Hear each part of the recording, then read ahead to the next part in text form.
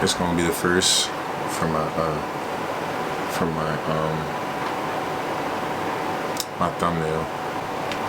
I ain't gonna lie, this is getting a little easier though. Oh, the fan.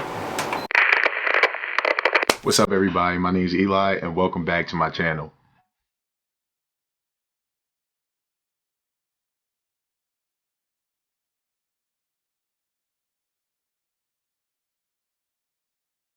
So before we get into the video, make sure you like, comment, and subscribe. Under 20% of the people that watch my videos are subscribed to my channel, so make sure you're subscribing. Help get that number up and help the channel grow and reach the people that it really needs to reach. So, back to the videos of me sitting in front of this camera talking to y'all. I know you love it so much. There's me being sarcastic, but today we have a very important video. I wanted to make a video about how to finance dental school applications and dental school. Now, for anyone that is already considering themselves a pre-dent or someone who's looking to apply to dental school, you already know how expensive it is to apply and probably know how expensive it is to attend the school as well. As a pre-dent, when you think about the cost to apply to dental school, you factor in things like the $475 DAT, however much money you're gonna pay for whatever study materials you need for the DAT, the application, which is $250 something for your first school and about $110 for every other school, and then every school's supplemental fee, which is $70, $80 plus dollars. On top of that, if you consider yourself a pre-dent, you already know that going to dental school is not cheap, it's not inexpensive by any means. My school, Boston University, tuition is supposed to be $85,000 a year this year, and that does not factor in things like your instruments, your books, and how expensive it is to live in Boston. So let's start by talking about realistic numbers of how much it takes to apply to dental school, as well as the cost of some of the schools, and then we can talk about your options for financing all of this. So I decided to make this video because a few people reached out to me on Instagram asking about, you know, how do I pay for all of this? What options are you looking at to pay for your schooling, etc. So I figured I would just make a video because more people are gonna have this question in the future. And I feel like the cost of dental school is something that is acting as a barrier that is getting in the way of minorities applying and being accepted. So let's start by talking about how much it costs me to apply to dental school. So in order to kind of keep a record of every school I was applying to and the cost, I made a little Excel sheet, and what I decided to do was make sure I organized how much it would cost for me to apply to the school, as well as each school's supplemental fee, and make sure I was keeping track of which ones I had paid and had not yet paid. So at the bottom of this Excel sheet, and I'll put the screenshot up on the screen so you can follow along with me, in AdSense fees alone, it looks like it took me about $1,603. So like I said, it was about $251 for the first school and like $109 or something like that for each additional school. And then each school has their own supplemental fee that you have to pay directly to them. You can see in the screenshot that I have each school's supplemental fee amount, which I knew in advance from the ADA Dental School Explorer. And the supplemental fees for all schools I applied to added up to almost $1,000, bringing the total amount of money it cost me to apply to dental school up to $2,500, and that's not including the $475 DAT and the $500 I spent on DAT bootcamp. So as you can see, I'm already breaking the bank, but it's an investment. So next, let's discuss the cost of attendance for some of the dental schools that are out there. I want to show you guys a variety of examples, so just to keep it short and sweet, we're going to go through 4 schools. Boston University, which is the school I'm attending, NYU, which is one of the most expensive schools in the nation, USC, a private school in LA, also a very expensive school to attend, and then University of Maryland, which is my state school, which would have been one of the cheapest schools for me to attend. And so we can compare prices and look on average about how much it would cost for someone to go to dental school. So for all the schools, I'll put the price breakdown that's on the ADEA Dental School Explorer, so you can pause the video and take a look at, you know, what the cost is for and what your money is going to.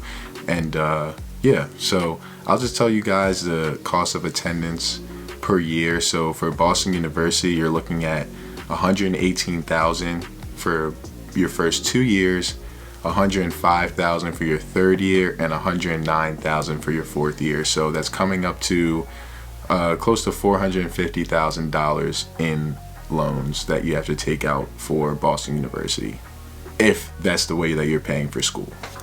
For NYU, they are looking at about $130,000 per year as your estimated cost of attendance. When you add that all together, you're looking at about $520,000 for your estimated cost of attendance for NYU, roughly. I just did mental math, but I think that's about it. USC, private school in LA, tuition itself is almost $100,000 a year. You're looking at $140,000 for your first year, $135,000 on average for your next 2 years, and then $90,000 for your fourth year, as it looks like tuition is cheaper. So you have about a total of $580,000, somewhere close to that. But yeah, $480,000, I think that is. For University of Maryland, I will be looking at the residence cost of attendance because that's what would apply to me. It looks like I would be taking out about $45,000 per year for the cost of attendance as a resident.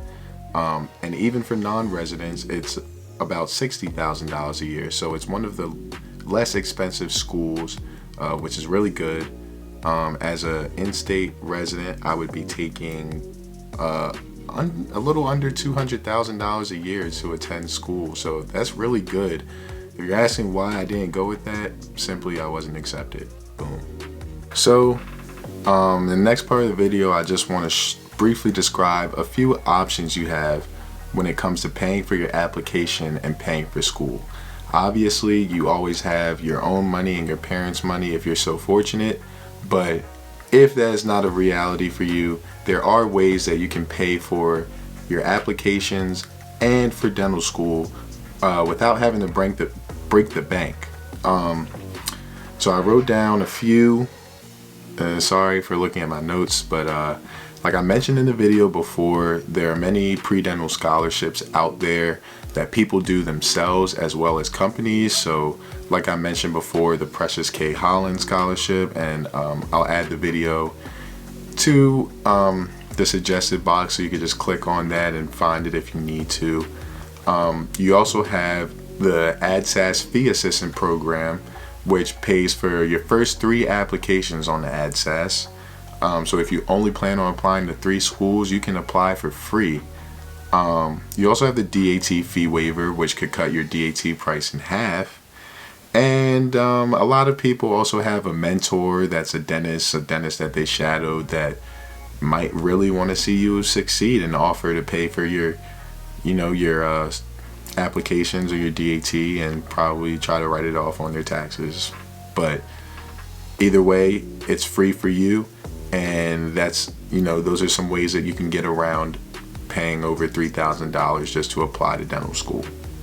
So there are also different ways that you can pay for dental school, and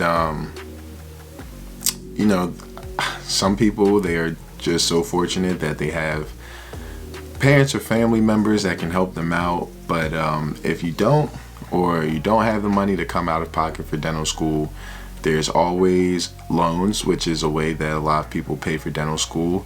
That doesn't mean you necessarily have to go out and get a whole bunch of private loans, but you have the FAFSA and you have Grad Plus loans, and you want to pay attention to the interest rate of the loans that you have. But don't be too scared of loans, especially depending on if you want to specialize, etc. There are different ways that you can go about paying loans back. forgiveness programs, refinancing, etc. So loans is a very common option that a lot of people go with, and while debt sounds really scary, that is a way to go if some of the scholarships that are being offered don't necessarily work out for you. And so we can talk about some scholarships next briefly.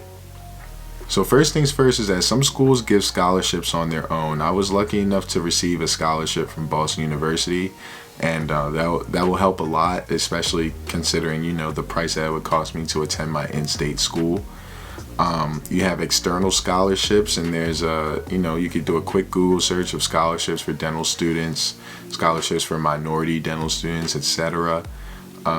There are also some major scholarship programs out there. One is HPSB, which is Health Professions Scholarship Program, which is offered by the military branches.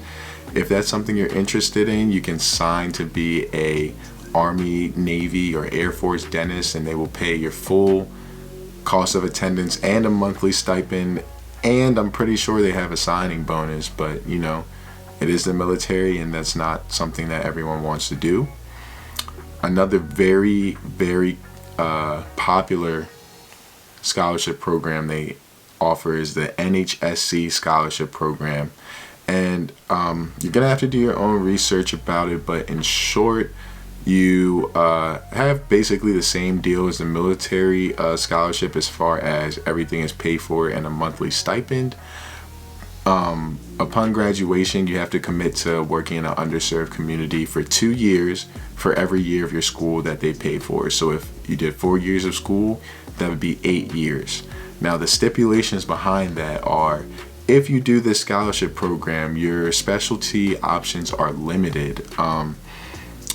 Orthodontics, which is something that I'm very interested in at the moment, is not covered by this. So if I were to get this scholarship and go through school and then decide that I want to specialize in orthodontics, I would have to pay the scholarship back just like I was paying a loan back. So, you know, those are some things to consider, but you want to do your research and make sure you really know what you're getting into before you just sign off on a scholarship the same way you would do as if you're just signing off on a loan. You have to pay attention to those interest rates and how much money you're projected to owe by the time you're ready to start paying it back. So all in all, I hope this video was helpful. I don't claim to be any kind of financial guru, but there are a lot of people out there that work in finances, especially for, you know, doctors and dentists and people in the health profession. So there may be something that, you know, once you graduate, you want to look into having a financial advisor, etc. Also, there are other YouTube videos out there that will describe, you know, how to properly plan your loans out for dental school and make sure that you're not over borrowing, etc. How to budget and things like that. So thank you guys for watching this video. If you have more questions, leave a comment or reach out to me on Instagram. As you all know, everyone that has done that before, I respond to everybody. Make sure you like, comment, and subscribe so that way this video gets out to the people that really need to see it, and keep supporting the channel for me. I really appreciate it, guys, and you know, I'm here for you. So everyone that's in the app cycle this year that watches my videos, good luck to you. Soon I'll be doing videos about preparing for interviews and things like that. Just keep watching, stay tuned, and make sure you're subscribed. Peace.